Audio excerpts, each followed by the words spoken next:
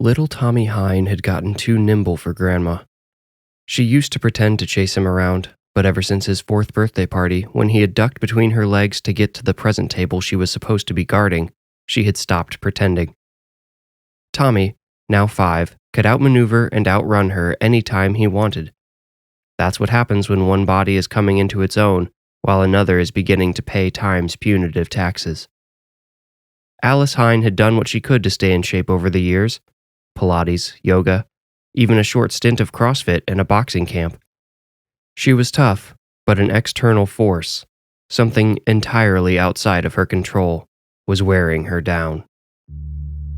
Whenever Tommy's mom, Mackenzie, dropped him off to spend the day with her, Alice tried to structure play which wouldn't require too much effort from her. But the 5-year-old boy didn't want to sit still and paint or play board games. He couldn't be expected to do puzzles at the kitchen table with her anymore. He wanted to run and jump and climb and tumble. Alice found the best compromise was to play hide and seek. Tommy had gotten quite good at the game, or at least the hiding part. He tended to get distracted when searching for Grandma in her convoluted 19th century home. Its 2 stories, plus the basement, provided ample hideaways for both grandchild and grandmother, but Alice learned she couldn't make the game too difficult for distractible Tommy. On an ordinary Thursday after lunch, Alice recommended they play hide and seek for a while before Mackenzie came to pick Tommy up after work. Tommy agreed, as long as he could hide first. He had thought of a new hiding spot that morning and wanted to try it out. 1, 2, 3, Alice counted while she listened to Tommy's eager footsteps patter up the curved staircase in the entryway. She always tried to listen to what room Tommy went into. It cut down on how long she actually had to search so she could pretend to look for him while really handling small tasks throughout the house. On that Thursday afternoon, as she reached 20 in her count, she heard Tommy's footsteps stop somewhere in the vicinity of her bedroom. She continued counting loudly to 50 while sorting through the magazines on the coffee table, removing last month's issues from the stack. 50! Ready or not, here I come, she shouted up at the ceiling. She thumped some throw pillows against the couch and knocked a couple of chairs against the kitchen table, then headed upstairs. Alice knew which doors would creak and squeal, and she went to these, opening them slowly for dramatic effect. She went to her bedroom last and opened the door slowly. It spooked her how still and empty the room appeared. She questioned for a moment whether she had heard Tommy's footsteps correctly. With a wrinkled brow, she began to search.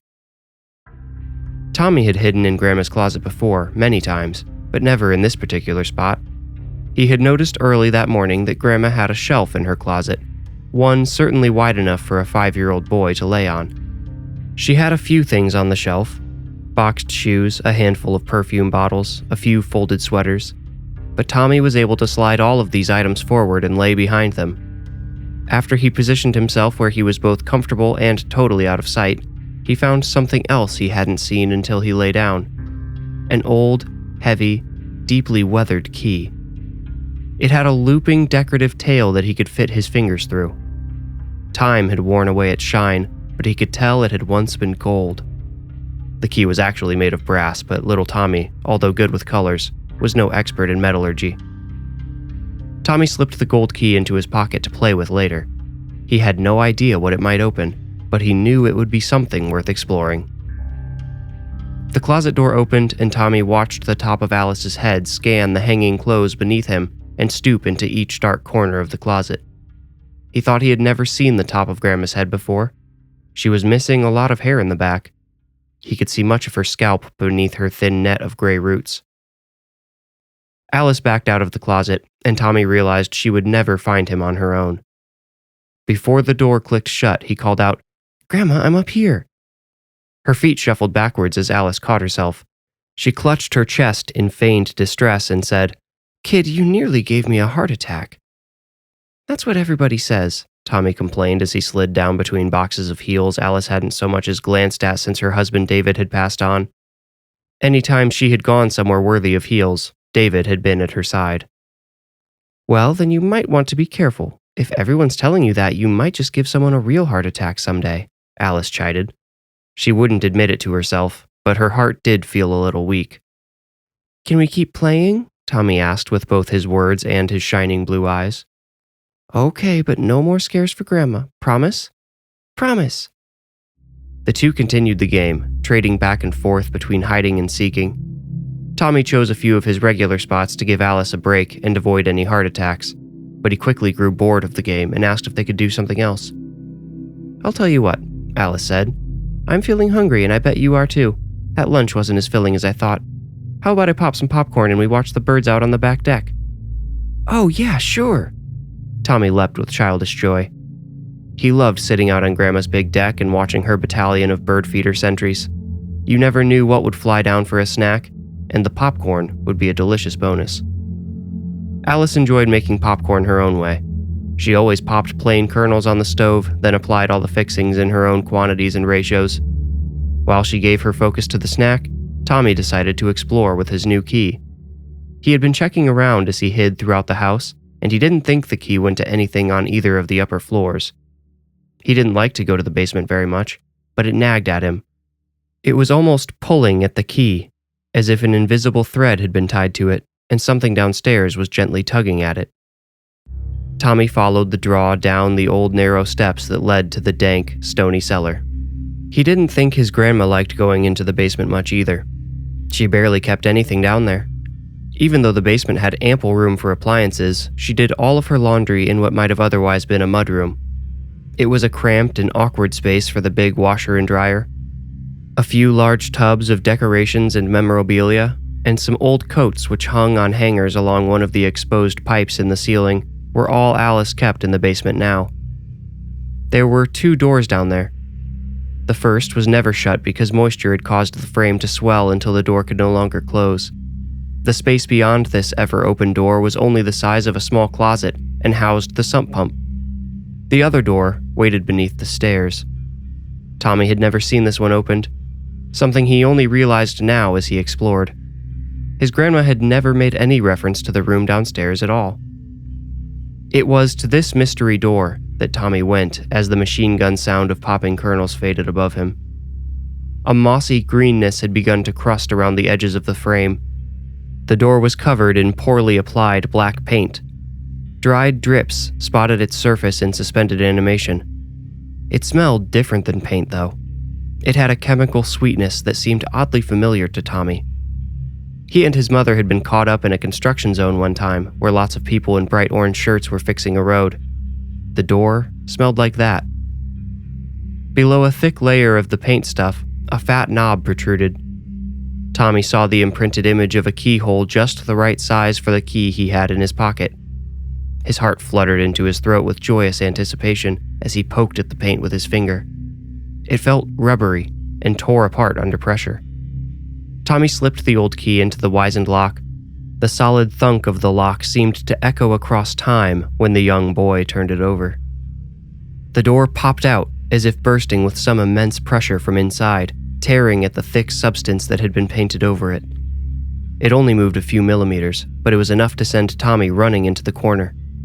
For the first time, he wondered if his grandma had had a good reason to keep the black door in the basement locked.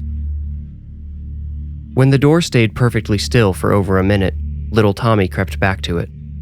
He could hear his grandma humming upstairs as she finished making their popcorn. If he wanted to know what was behind the door, he needed to be quick. Something inside him, perhaps the nagging instinct which had drawn him into the basement, told him Alice would not approve of nor allow exploration of whatever was behind the black door. So without any further thought, Tommy turned the knob.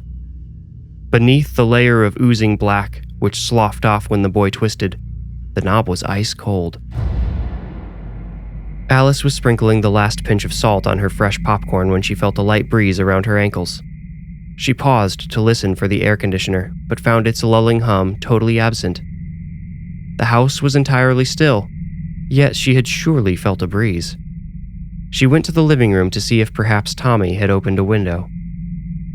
"Tommy," she called as she entered the living room. It was perfectly still and quiet, save for the hollow ticking of the tall grandfather clock in the corner with its swinging brass pendulum. Tommy had entered the room behind the black door. It was much bigger than the sump pump closet, but smaller than a bedroom. It smelled rank like bad breath and rotting potatoes. There was a light switch just inside, but it did nothing when he flipped it.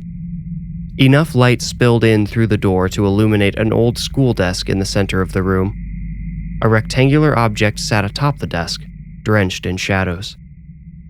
Tommy approached this item with intrigue. As his eyes grew used to the dark, he saw two small hinges on either side of the rectangle. A thin line split it up the middle. It was a box.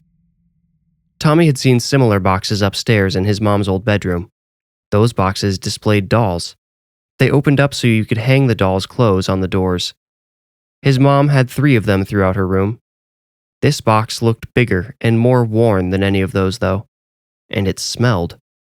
In sharp contrast to the rank air around it, the box smelled like rich herbs and spices. It smells like church, Tommy thought, thinking of the Catholic services his grandma occasionally dragged him to when his mom needed a Saturday night off. He carefully opened one of the doors, only intending to peek inside at whatever secret his grandma kept in that mysterious room. As the door swung outward, a sound like falling sand broke the silence. Tommy paused. He noticed a ring of something white and fine encircling the box. Salt? The door had wedged a big gap in the ring of salt when he opened it. He made a note to try repairing it before he snuck upstairs again. He was more careful opening the second door, not wanting to make a bigger mess. Alice turned away from the living room, shrugging off the sensation of the breeze. She started humming again, using the ticking clock as a metronome. The house was quiet enough for her to still hear the ticking in the kitchen.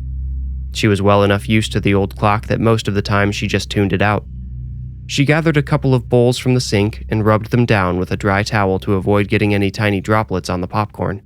Putting a wet piece of popcorn in your mouth can spoil the entire snack. As she dried, she hummed, but she started rushing that melody, getting ahead of the clock. She restarted the tune, thinking she had simply missed a beat, but then she got off again. It wasn't her imagination. Her metronome was slowing. But the big grandfather clock had never gotten off before. Not once in the decades since she was a young girl living in the house with her parents. Alice stopped humming and started counting off the beats between each tick. 1 and 2 and 3 and 4 and... Without a doubt, the clock was slowing down. She returned to the living room threshold and stared at the clock. The pendulum's movements had become unnatural behind its glass door. Its lagging swings defied gravity. With one last tick, more of a thunk really, the pendulum stopped mid-swing, and there it stayed. Alice felt the breeze again. Again, she called for Tommy. The box in the mystery room also contained a doll, but one far different from the prim and proper little girls in the bedroom upstairs. This one was crude, seemingly made from some kind of plant material, stems twisted together and tied with curly vines, and was no bigger than a hamster. It had no face. Tommy heard Alice call for him upstairs. He looked back through the doorway. His grandma's voice carried nervous tension, and the boy detected this tone with a certain apprehension of his own. He didn't need to be told he should not have opened the black door or the musty box within. A puny crackling near his feet made Tommy look back at the box, then down. The little homemade doll had fallen at his feet. He hadn't touched it. This is Miles. I hate to interrupt, but this would be a great time to hit the like button and subscribe to my channel if you haven't already. I promise you won't regret it. Now, for the rest of the story. Alice rushed from room to room, moving quickly now like a mouse trying to stay out of view from a crafty predator. Her vision darkened as she searched. Or perhaps it was not her eyes, but the very wood and plaster that were growing darker, deepening in contrast with the angelic daylight which still poured through the windows. Despite this steady and powerful light, Alice assumed she would lose her race against the creeping blackness. She knew where Tommy was. Only her foolish, ignorant hope that the box had been opened by something else kept her from running straight down into the basement, straight into the heart of the evil.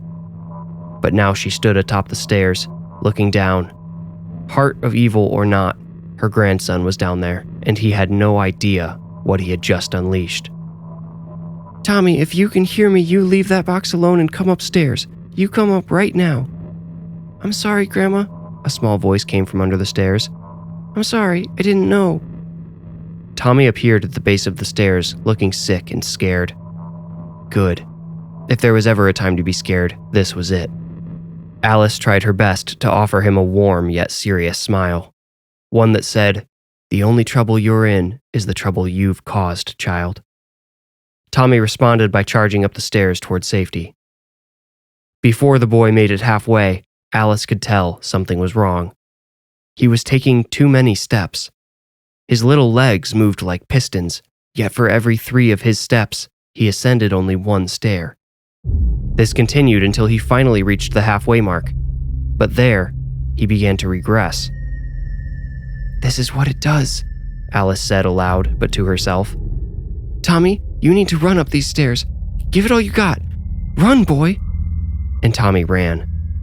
The stairs, sheathed in shadows, continued to reproduce beneath his feet, but he gained enough ground to stretch his hand up to Alice's. She grabbed his wrist and pulled the boy into an embrace. He clung to her, out of breath, and together they gazed into the basement. Darkness swelled from beneath the stairs, consuming all below. With a frightened huff, Alice slammed the basement door shut before the shadows could reach it. She led Tommy into the kitchen, where the light from the window above the sink put a hazy spotlight on the fridge. Everything else had gone dark and gray. How it would look if a thunderstorm were looming above the house. Alice picked up the landline on the counter and hoped the entity from the box couldn't manipulate it. She placed a call to St. Peter's, then dialed the extension for Father Michael. "Hello?" Father Michael picked up on the first ring. Alice whimpered, "Rosemary." "Lemon chives," the priest responded. He and Alice had an agreement that they would always mention these herbs during their conversation in case the entity which dwelled in her basement tried to trick one or the other. Father Michael suspected it may be able to copy voices. They usually mentioned the herbs more naturally, so Alice's abrupt use of the code immediately raised his hackles. "Father, it's happened. The box is open." He asked, "Are you alone? Can you get out?" "No, I'm with my grandson, and we haven't tried yet, but..." "I'll come right over. But Alice, remember what I told you. You need to try to leave." "I know. Just please come."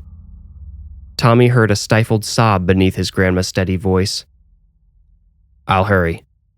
Father Michael hung up. St. Peter's was just up the road. Alice usually walked there for Saturday night mass.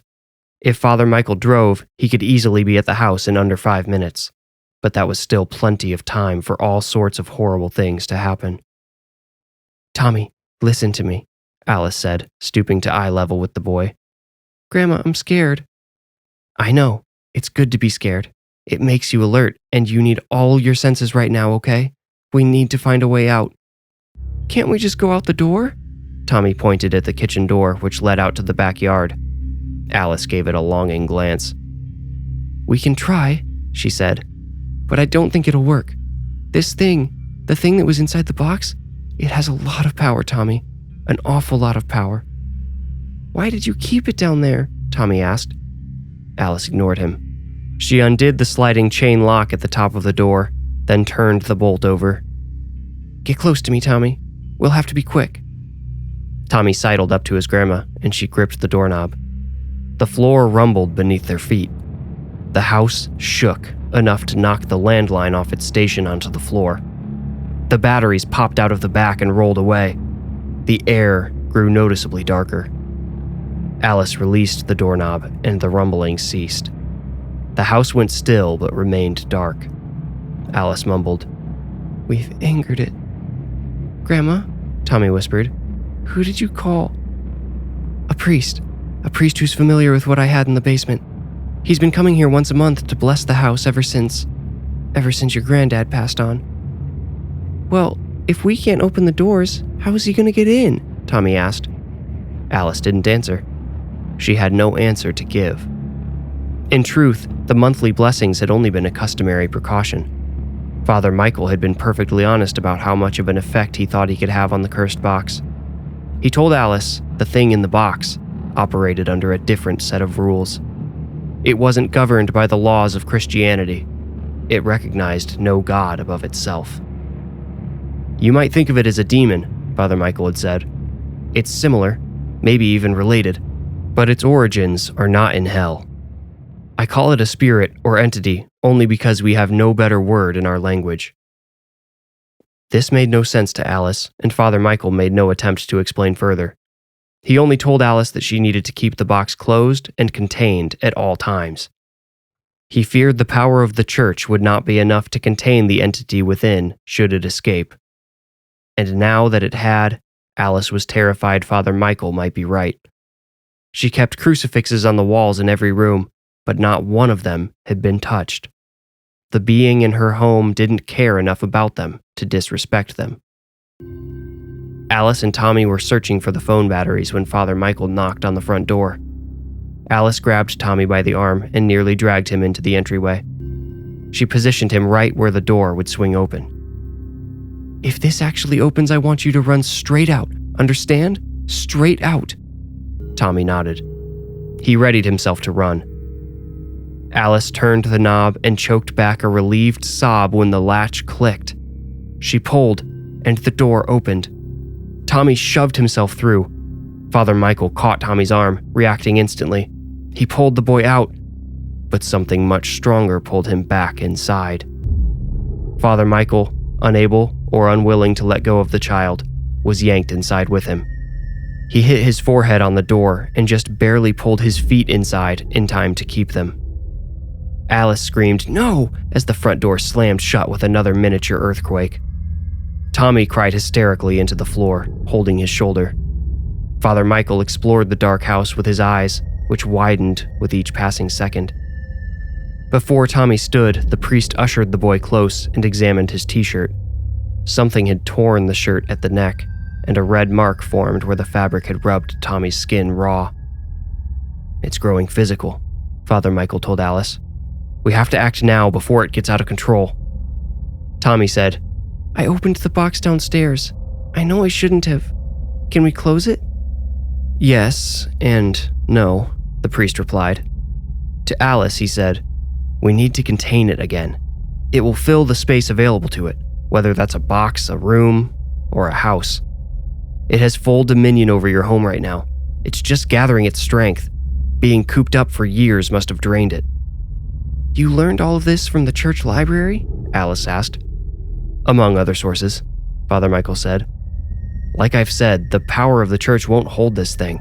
It's an ancient from a dimension outside of ours. Someone, likely someone long ago, created a portal for it. It doesn't belong here. It's like a caged tiger that just escaped into an urban city." Alice had brought Father Michael into the small room behind the black door to show him the box after her husband David's death. She didn't know anything about the box, only that David had been obsessed with keeping it safe since bringing it home from Vietnam. He had closed off the room under the stairs and covered the door in tar.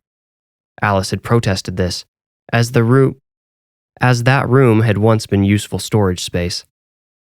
After David's death, she had broken the tar seal and gone into the room to examine the box her husband had so closely coveted. That's when the leaking started. Leakage from the room out into the house, and from Alice into the box. She had felt the box's power up close, its omnipotent energy. But even after she had shut the black door again, crudely sealing the tar with a blowtorch, she felt lingering tendrils of influence from whatever the box contained. Over time, she lost weight and strength. Her hair started falling out. She lost much of the energy she had once had to do the things she loved. Alice contacted Father Michael, her trusted priest, to come bless the house and the room after her first encounter with it. She hoped that maybe the blessing would cut off whatever connection the thing had made to her, but no blessing or prayer, no holy water or incense, had any effect on the power of the box. Knowing the box had come from Asia's South Pacific region, Father Michael started researching ancient lore from that area. He explored regional cultural traditions, searching them for iconography and symbolism that might provide breadcrumbs to the box's origins. It was tricky work, requiring much translation with the help of Google and Reddit. Father Michael could have utilized the church's resources, but he knew his research would be shut down immediately if he were caught looking into the sorts of black magic he suspected to be involved in the box's creation. Such matters tended to be escalated to higher levels of clerical authority. Father Michael suspected that only meant they were shelved to keep curious eyes and minds from exploring too deeply into the universe's infinite secrets. The stairs creaked, all of them at once. A wreath hanging on the wall above them fell and rolled down, landing at Father Michael's feet. He ignored it. The tall grandfather clock, just a few feet away, chimed loud enough to rattle the windows. Then the pendulum dropped with a great thud. It tipped forward, shattering the glass, and clattered to the floor. "There should have been an item inside the box," the priest said, now speaking directly to Tommy. He seemed to be commanding the boy's attention on purpose. "That item needs to be put back in place. It's the conduit or the key to the portal the entity is using to cross into our world." "There was a little doll thingy inside," Tommy said. "Where is it now?" "It fell on the floor after I opened the box," Tommy said. "I think it's still there." Father Michael looked doubtful. It was an effigy, likely constructed to resemble whatever person someone intended this spirit to harm. "This thing is definitely strong enough to move a doll by now. I doubt it'll be that easy to find." "But we have to check, don't we?" asked Alice. Yes, we do." As Alice led the way to the basement door, Father Michael pulled off his clerical collar. He removed the crucifix from his neck. "Why are you taking off your church stuff?" Tommy asked fearfully. Hearing this, Alice gave the priest an inquisitive, over-the-shoulder glance. "Well, child, this entity can't be commanded with the power vested in me, but it may be upset by it. It might see my position as a challenge to it. I don't want to cause it to behave any more harshly than it already is." "Oh, Father," Alice said, "what can the three of us do against something even God can't control?" Father Michael put an arm around Alice. He gave her a brief squeeze but answered no further. A priest, a grandma, and a child sounded like the start of a bad joke, and to the malevolent infestation assailing them, they probably were no more than a joke. Still, they had no choice but to fight back or be consumed. Alice opened the basement door. There were no stairs, only shadows. The darkness had thickened enough to block the daylight from the egress windows downstairs. Tommy gasped and Michael grimaced. The space before them looked like a black pool of opaque vapor. The priest reached into his pocket and retrieved a nickel. Ushering the grandmother and child behind him, he gently tossed the nickel into the empty space where the stairs should have been. The nickel clinked off of wood, bounced, then struck wood again with a flat smack. "The stairs are there," the priest announced. "We just can't see them. We probably won't be able to see anything." Father Michael suspended one foot into the empty space, then stepped down. His shoe thunked solidly and evoked a groan from the old staircase beneath him. He took a second step. To Alice and Tommy, it appeared the priest was hovering in midair, floating in the vapor. Alice took Tommy's hand and tried to make him follow her down, but the boy wouldn't budge. "There's something bad down there," he whimpered. Alice said, "I know, but I can't leave you here alone, and I can't let Father Michael fight this on his own." She scooped the child up in her arms and stepped out into the air. Father Michael vanished in front of them. The unnatural darkness wouldn't allow any of them to see more than a foot in front of their noses. "Alice, I don't know my way around well enough," Father Michael said up ahead as Alice completed the final step. "You'll have to lead the way." "It's just under the stairs," Alice said. She set Tommy down and took his hand. Then she fished through the air until she found Michael's arm. She took his wrist and started creeping through the basement, the blind leading the blind. There was no adjusting to the black darkness of the basement. Not one ray of light could reach their eyes.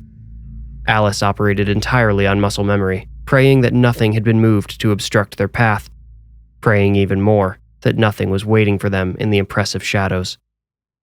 She couldn't tell if the weight causing her to drag her feet was something physical or mental. Was it the effects of fear, or did the air really have that much weight? Suddenly, Father Michael's mouth was right beside her ear. He whispered, "Are we close?" "I think so," she whispered back. He said, "Hurry, I think it's behind us." He could feel the air condensing behind him. All the sinister energy in the basement was converging in a single point. The rush of energy caused an ice-cold breeze that raised goose flesh on Michael's neck. "Alice, we need to run," he shouted. Everything in Alice's mind shut down except for the primal, driving instinct to survive. Her muscles took over, dragging the priest and her grandson forward, toward where she knew the black door should be. Her muscle memory served her well. For a second later, her blind foot kicked wood, and a hollow thunk reverberated through the air. The open door swung away from her. To find it, Alice had to release either Tommy or the priest. She gave Father Michael's hand a squeeze, forewarning him, then let go. "Who's touching me?" Tommy asked breathlessly. "Don't worry, it's just me," Michael said. He had put the hand Alice released on Tommy's shoulder. Tommy knew this. He said, "No, who's touching my hair?" Tommy's shrill scream pierced the darkness as his hand nearly slipped from Alice's. Only Father Michael's clutching arms kept Tommy from being yanked away by the hair to some horrific fate.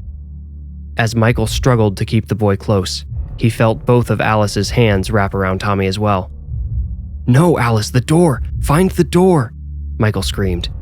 He felt such a rush of terror and unreasonable anger that he nearly lashed out at the grandmother with a kick to send her back to her task. Oh, the power the spirit had over them. It was growing. Michael felt that convergence again, this time swarming around young Tommy. Alice felt through the air, now completely disoriented. She spread out her arms like a bird, twisting this way and that until at last her wrist struck the gummy edge of the tarred door. It was still open. She could hear the struggling priest and terrified child behind her. She hoped they could hear her too. "It's open. Follow my voice." Father Michael tried to follow her, but he couldn't get Tommy away. He could hear the boy's hair breaking and tearing. His eyes welled with tears of sympathetic pain.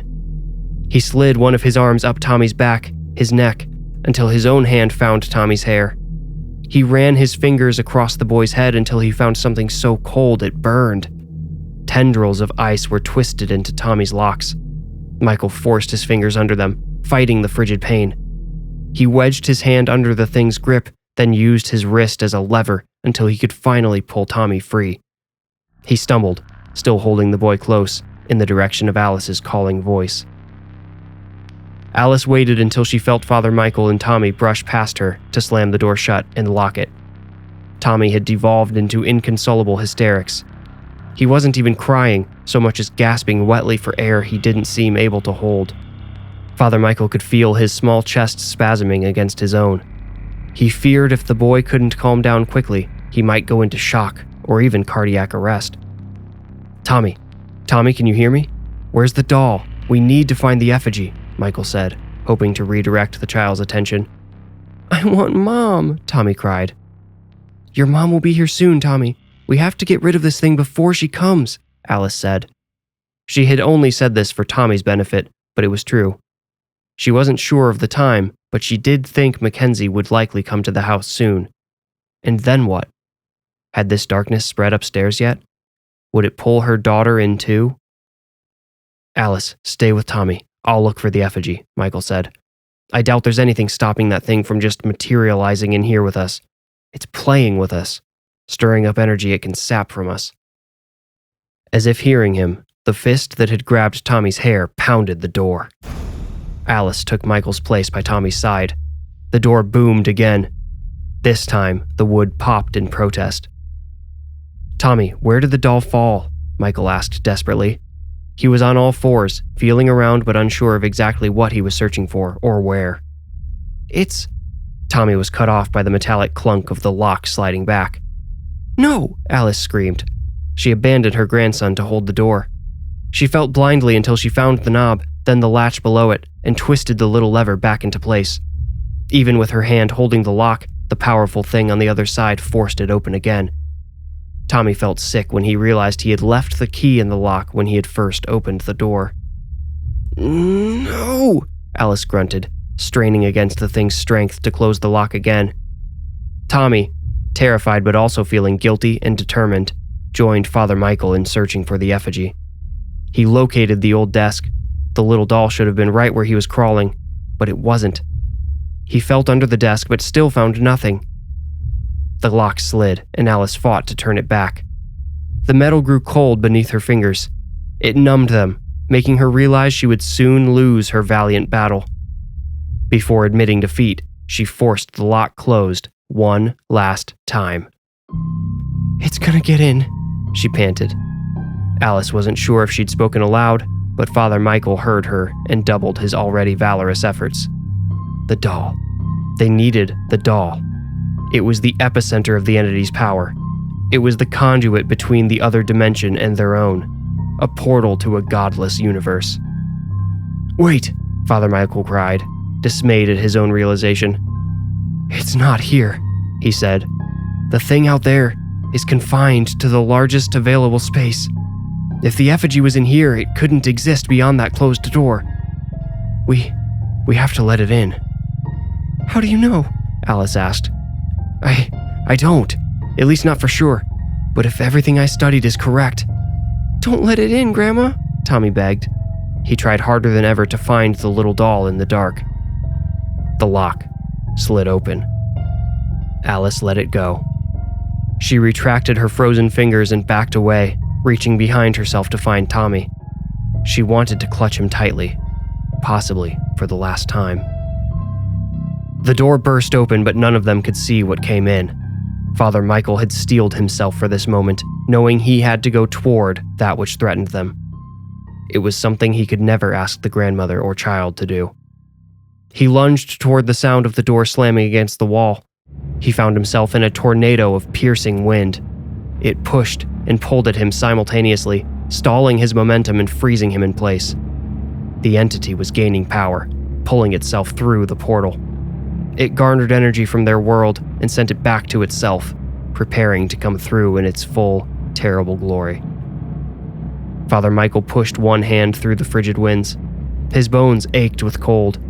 He flexed his fingers open and shut to keep them warm as long as he could. He would need them. Alice found Tommy and drew him in tightly. The boy didn't recognize her and fought initially, but her defiantly soothing voice quickly found his ears and he surrendered to her embrace. Alice wondered what the horrible being would do to them. She could feel it drawing close. Father Michael's wrist bent involuntarily against the force of the wind. It was growing stronger, but he stood fast. He couldn't see, but he could feel the center of the vortex drawing near. Otherworldly sounds began filling his head. A vacuous howl reverberated around him.